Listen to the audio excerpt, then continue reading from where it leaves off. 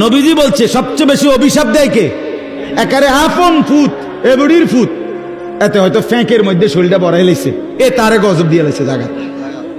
তোর রূপে খোদার গজব পড়ুক, তুই এই মাত্র তোরে হাফ প্যান্টটা ফিন্দাই দিলাম, আয় হায় হায় মা তুমি কারে গজব দিলা, আর মারতো না কইয়া লাইছি। আপন স্বামী তে বেড়ারও অহরহ কিরায় গজব দেয়, আছে না এরকম মহিলা? এবেল এবেল এবেল। আপন স্বামী স্বামীরে কেমনে লানত দেয়, সন্তানকে কিভাবে লানত দেয়, স্বামীর মাকে কিভাবে অভিশাপ দেয়। তোমার শাশুড়ি হতে পারে অপছন্দ হয়েছে কোনো আচরণ, তাই বলে তোমার স্বামী সেই শাশুড়ি তোমারে না, শাশুড়ি তোমার স্বামীর তো মা, ঠিক কিনা বলেন না কেন?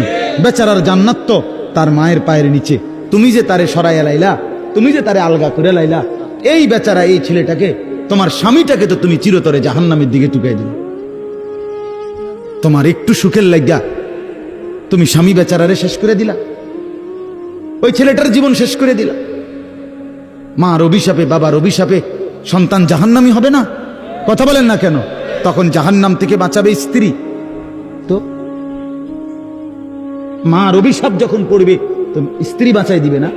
বাবার অভিশাপ যখন পড়বে তো স্ত্রী বাঁচাই দিবে না?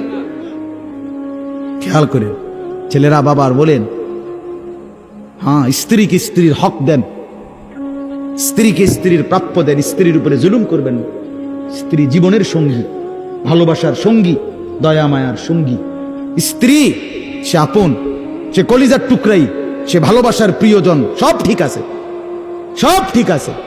স্ত্রীকে সর্বোচ্চ ভালোবাসা এটা কোনো গুনাহ না, কারণ এটা হালাল। কথা বলেন না কেন? কিন্তু তাই বলে মার উপরে জুলুম না, এটা না। বাবার উপরে জুলুম কর না, স্ত্রীর হক স্ত্রীকে দেন, মার হক মাকে দেন। আহা কত পরিমাণ আজকে সন্তান 6 মাস লাগে না, মা বাপ থেকে সন্তান স্ত্রীর প্ররোচনায় আলাদা আলাদা আলাদা। মা বোঝেন তো, সে তো আগে পড়ালেখা করছে, কাম কাজ শিখছে না, রাইতারে না, এত বড় সংসার বোঝেন তো মা। আমি আপনার ওদিকে খেয়াল রাখবো মা, হ্যাঁ গদু নিক গাই শহরে। কি সুন্দর আলা, কি সিহন কথা কইলেন আমনে। আমনে শুধু ভাত খান, আমনের মা চিরা খাইয়া বড় হয়েছে। আপনি কার কলিজার মধ্যে দাগ দিয়া গেলেন, আপনি খবর নাই না?